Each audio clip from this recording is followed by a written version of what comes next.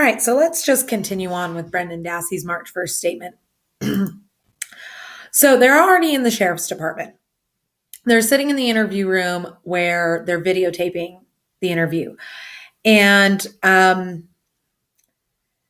so Brendan Dassey, just to recap, Brendan Dassey has said that at 3:45 when he got home from school, he walks home and he sees Teresa Halbach on Stephen Avery's porch talking to him alive.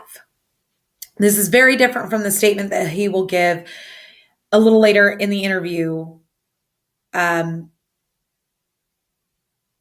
states that, at that time, she was already tied up and being raped in Stephen Avery's trailer. So he then says that he goes home. He cleans up his room for a while because his mom told him that morning that he needed to clean up his room. And then he goes and he plays some Nintendo. He then says that he goes and gets something to eat, and he's in the living room and he's watching some TV. And at 5:00, his brother Blaine takes a phone call from a friend. He then says that at 6 or 6:30, Stephen called him on the phone, on the house phone, to ask for his help fixing up this car. Has anybody gotten Stephen Avery's phone records or Brendan Dassey's house phone records? Because that could at least prove that point. Just saying, people, where are the records? Where are the phone records? Just really simple question. He then says that he goes over to the garage, and that when he goes to the garage door is open, and Stephen has a Monte in the garage that he was working on, and that the fire was not started yet. Wiegert then tells Brendan, "Your mom said you would be honest with us." That's emotionally blackmailing a child, you slimy dog. Fassbender pipes in with, "She's behind you 100% on this, no matter what happens here." And then Wiegert comes back with, "Yep, that's what she said, because she thinks you know more too." So they basically are putting words in Barb's mouth, saying that she said this stuff to coerce Brendan into saying shit that is not true. Because he doesn't want to disappoint his mama. What boy wants to disappoint his mama? Fassbender then tells him, "We can't say it for you." And what he's actually saying there is, "But we need you to say it for us. This is our story, and we're going to have you say it, because if we say it, nobody's going to believe it. But if you say it, then everybody thinks that it's true." You sneaky snake. And I had to take another picture with my phone. Yes, I know, I'm very low tech. So then they're talking to him about the garage, and he says, "Whose car is in the garage? Tell me the truth." And Wiegert pipes up with, "We already know. Just tell us. It's okay." Fassbender says, "The truth. That's it. It's so easy to just tell the truth. It's hard to make things up." Well, apparently you don't have a problem with it. And then Brendan says, "Her Jeep." Fassbender says, "That's right. Good boy, Brendan. Good boy. Here's a biscuit." Wiegert says, "Her Jeep was in the garage, wasn't it?" This is leading the witness, folks. Brendan nods yes, and Fassbender says, "And you tell me if I'm wrong, but when you were at the house, you just went over there because you had talked about it in the morning with Stephen. Is that correct?" And Brendan says, he says, he nods yes and says, "Mm-hmm." Fassbender then says, "There was no call from Stephen asking you to come over there, and you went over. Was the big door closed?" And Brendan shakes his head no.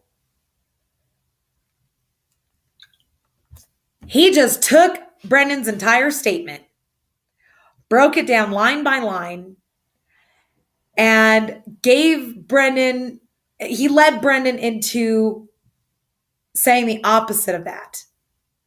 "Oh, Stephen didn't call you, did he?" No, he didn't. "You had already talked to him in the morning about going over there, and you didn't get a phone call telling you to come over. You just went over there because you'd already talked to him about it, didn't you? That's leading the witness. That's not even allowed in court. That you gave him the information to say.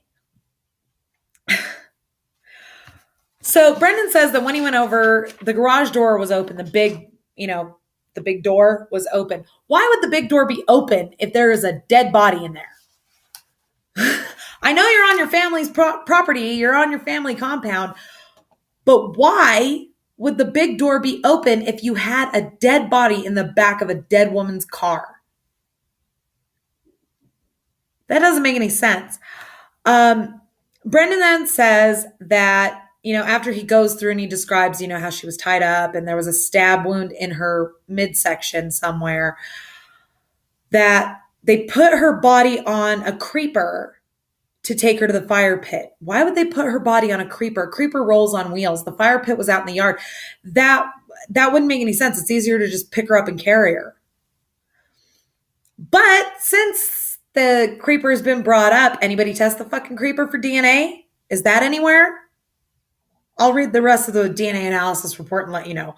But so far, I have not heard anything about a creeper being entered into evidence.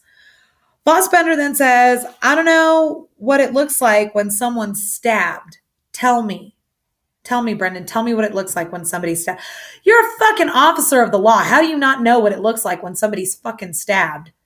How about I stab you and we'll just answer that question right now? Fucking yuts. He then tells Brendan, we've got enough of her to know what happened to her. You don't got shit. You've got little fragments of bone. You have what little soft tissue is left on those bones is charred to hell. You don't have enough soft tissue to get tool marks, to get wound depth, nothing. You have shit.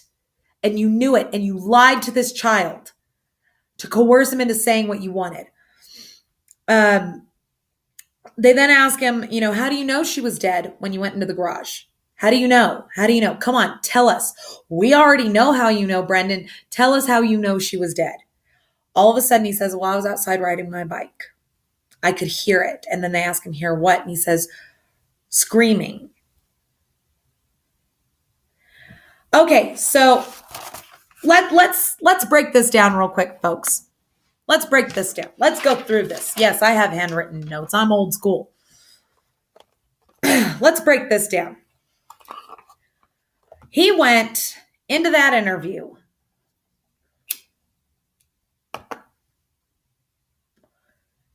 and within a 15 to 20 minute time frame, he goes from coming home at 3:45 and she's standing on the porch alive, and him going inside and doing some chores and playing some video games and eating a little something, and then seeing his brother on the phone at 5:00, and then going over to Stephen Avery's house to help him fix a car, to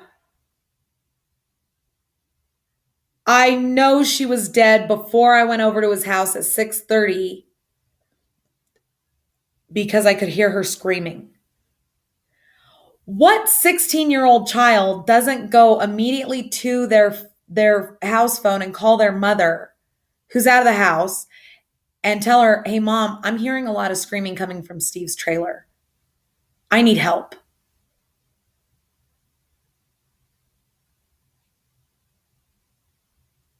I'm kind of rendered speechless by how quickly all this changed. Now, what you have to understand, folks, is that this is not the first interview that Brendan had with investigators.